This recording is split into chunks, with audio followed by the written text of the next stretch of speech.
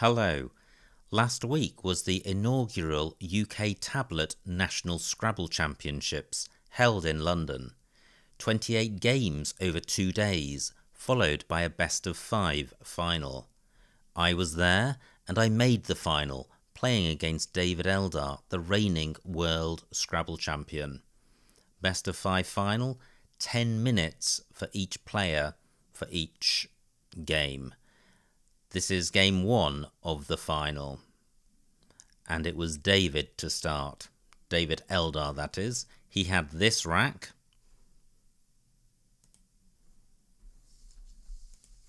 And he played Rupaya.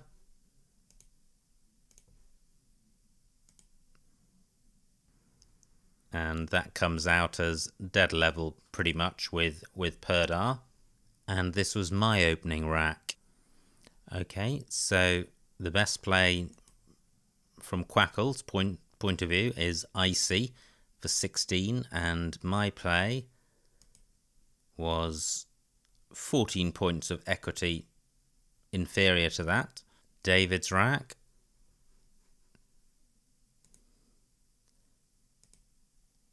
and he plays Awa. I have beside me a printout of the final board plus hand annotated lists of all of our racks, hence my glance leftwards.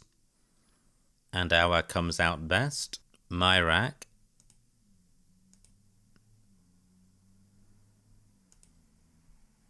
and I play Zori for 15, which really didn't feel great at all, but it did sort out the duplicates. I'm using Quackle to analyse the games, and Zori comes out 5 points worse than the best play, which is IO. Very difficult to play that when you've got a Z and a blank on your rack. Your natural instincts are to jettison the Z as a non-bingo-y tile, but in this instance, playing IO for 5 fewer points is better than Zori by 5 points. And just to explain, this final column where I'm saying that the play is 5 points worse than the best play, what's happening here is that the program Quackle is calculating on average how much you lose by making your play compared to the best play. So it's evaluating how much you're going to score with your play. It's evaluating how much you would play with an alternative play, and then it's ranking, and it's calculating 2 separate statistics here. One is the winning percentage and one is the valuation. Now obviously looking ahead just 1 or 2 moves doesn't go to the end of the game, so the win percentage is an estimate based on how far you are ahead in terms of points, and the valuation is based on looking at what your opponent will score after you play one move compared with what it would play after playing another. And the whole way that simulations work is that with each iteration, and we go through 500 for the purpose of this exercise, each iteration consists of a random rack for your opponent. And I find that after about 500 iterations, the results don't change very much, which is why I stop the simulation at that point. And in this instance, Zori 5 points worse than IO. David's next rack. He plays Injuna. Okay, and Injuna comes out as 3 points worse than Zin, keeping double D and a U, and scoring 2 fewer points. The method of simulating with Quackle is not perfect, and that's not a criticism of the program, because I think it would be impossible to devise a perfect program. And my rule of thumb is that if you get within 5 points of the best answer, you've done pretty well. And I think it would be foolish to argue that Zin was, or any top play was categorically better than than a lower ranking play. The whole point of simulating is to get a better result than simply clicking on the generate choices. However, having said that, with each simulation, when you run it, when it gives your opponent his random rack, what the program does is then play the best move from the generate choices. So that introduces an error intrinsically into the simulation process, but simulation has value because overall its results are superior to just clicking on generate choices. So that's just a slight caveat that the results of the simulation aren't absolute truth, and that if you're able to get within a few points of the best answer, you're doing pretty well, and you may well have played the best move. So in this instance, David plays Injuna, which is 3 points less than, from an equity perspective, from Zin. Great rack for me. I have the first blank, and I have a huge number of bingos to choose from. Zori takes an L and an S, and I play Rollies. And Rollies comes out 2 points inferior to Jollier, and I think in this case the simulation results are valid in the sense that by playing Rollies, I'm presenting R as a floater, and R is a far more useful floater than the J. Why, therefore, did I play Rollies rather than Jollier?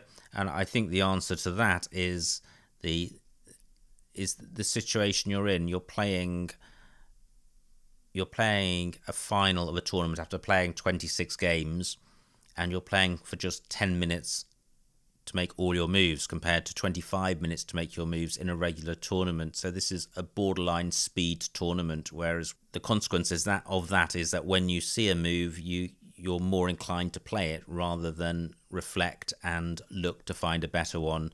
So I saw Rollies and I played it. This was David's rack. He played Tide. Yes, he did. And his play is 1.4 points less than tie, which is pretty negligible. This is my horror show, having played my bingo and drawn 7 random tiles. And I play Vlog, which didn't feel great, hardly any points, and a pretty crappy rack leave. Well, I'm surprised. It comes out on top, and I would not have expected it to do so. It didn't feel a great move at the time. Almost no points, and 4 consonants with no vowels felt really, really bad. However, it is coming out best, and there are some exchanges in here, and they're not doing better than it. So delighted to have played that, but very surprised. This was David's rack. Just the 1 bingo, and that's what he plays. And I'm ending this simulation early because this is obviously the best play. My rack. And I play Favour here. This looks ominous because it's not on this list, so if your move isn't on the list and you want to simulate, you have to add it. By typing it onto the board and clicking enter, it appears at the bottom of the list, and we can now simulate.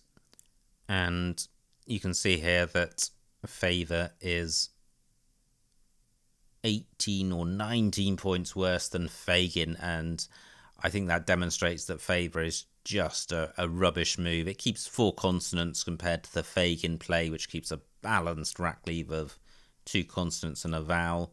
It also scores 14 points less than Fagin.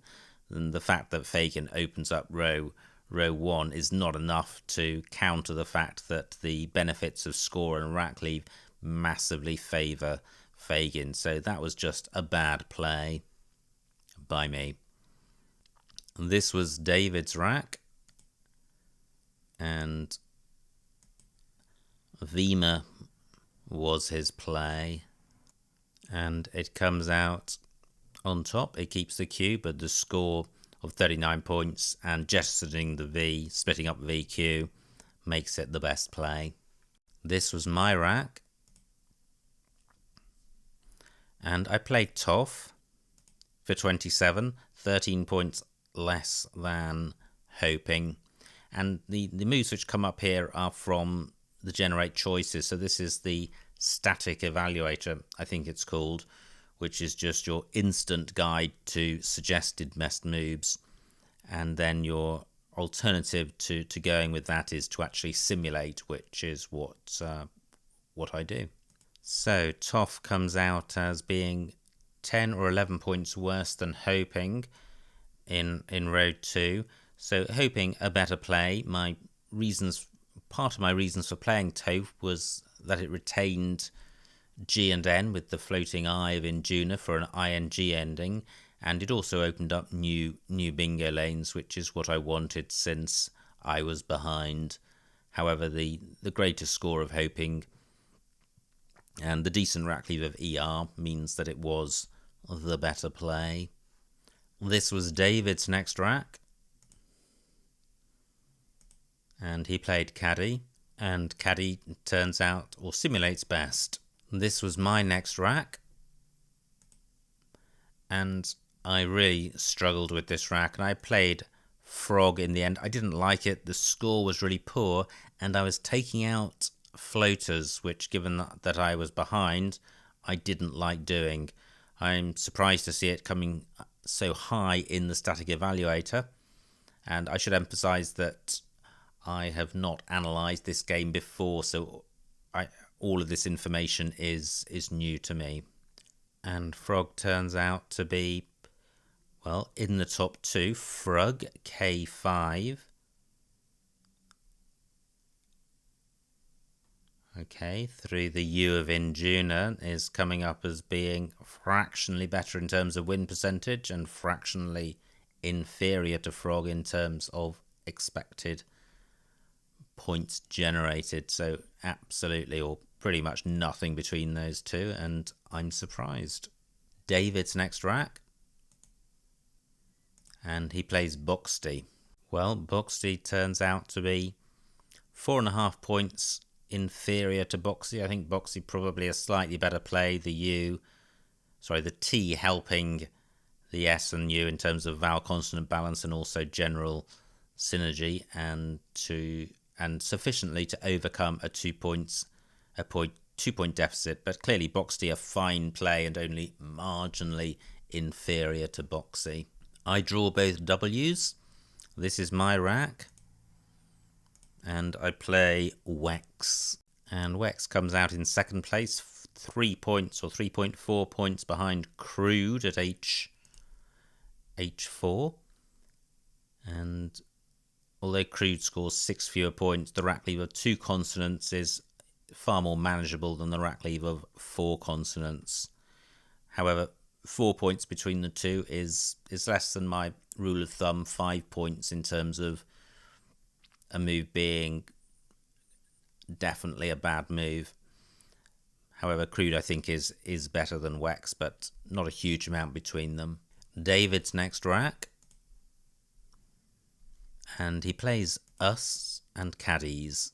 And Us comes out as 6 or 7 points worse than Suet, and Suet instinctively feels inferior because it's opening up row O, because Ut takes an E and an S at the end, and Us kills row O because Caddies takes nothing after it. However, Suet scores 11 more points, and the rack leave of MNS, well, probably not better than EMNST, but I think it's the points which is making the big difference here. And overall, Suet is coming out as 6 points better. So this is my rack. I draw the blank, and I am 91 points behind. So the game is not over yet. No bingos with this rack. And I play Rung, which is here. And my reasoning here is to jettison the non-bingo tiles and to create a new bingo lane in row O. And the results are that Rung is 3 points worse than Crown at A1. And I'm surprised at that, because look at the rack leave after Crown. It's just GW blank, G and W lack synergy, CO blank a much better rack leave, but Crown 12 points more. And I think it's one of the flaws that players have, and I would include myself in that number, in perhaps when you're evaluating score in rack leave, you give slightly too much weight to rack leave. It's score that wins games, and Crown in this instance scores 12 more points than Rung. Looking at the win percentage, Crown wins 8.94% of games and Rung 7.78. Now, the caveat to that point that I've just made is that Quackle's preference for Crown over Rung is based on the player finding the best possible move with the rack on the following move, and it's much easier to find the best possible move with a nice rack leave than a poor rack leave. With a poor rack leave, there will still be some really great plays, but they may escape you in the moment. However, a difference of 3 points is fairly negligible. David's next rack, and it's a good one. He has a bingo and he plays it. And again, I'm going to kill this simulation early because misspent is clearly the best play. My next rack, and it is bingo-y. I have 2 bingos. I see genocide and I play it. And genocide is best. David's next rack, and he is 56 points in front. And he plays Yao, and Yao comes out as, well, 7.5 points inferior to Alo, which scores 6 points less. Fairly immaterial in terms of the outcome of the game, because one wins 94% of games and the other 95% of games, so a tiny difference between the two, but I think Alo is a better play. It scores 6 fewer points, but the rack leave of AOYs is quite a lot better than AALO. It's a better vowel consonant balance, and the Y is a scoring tile which doesn't exist after the Yao play. So I think Alo better, but only by a small margin. My rack, and a few 60-point plays, but I'm 86 points behind at this stage. I play Kinder, or Kinda.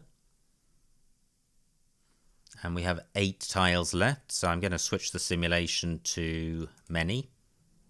And Kinda comes out with its anagrams, all much of a muchness, and all with a win percentage of 0. David has Catalos on his rack, nowhere to play it. This is his final rack. He is 25 points in front, and he can see that I have EJ on my rack. And when there are no tiles left in the bag, instead of clicking Generate Choices, we click Ask Championship Player. And you see here that the valuation contains no decimal points. That's because it's able to work out exactly the ending sequence of moves, all of which involve a whole number of points. David plays Tacos, which hopefully is here, but isn't. Okay, so he plays Tacos at the bottom left.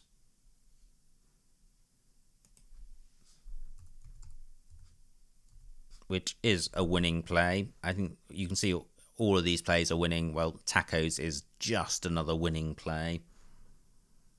So I click Commit to accept that. And then my final rack is EJ. And I have 2 spots to play it, and both of them for 10 points. So that is game 1 of the best of 5 final. David won it.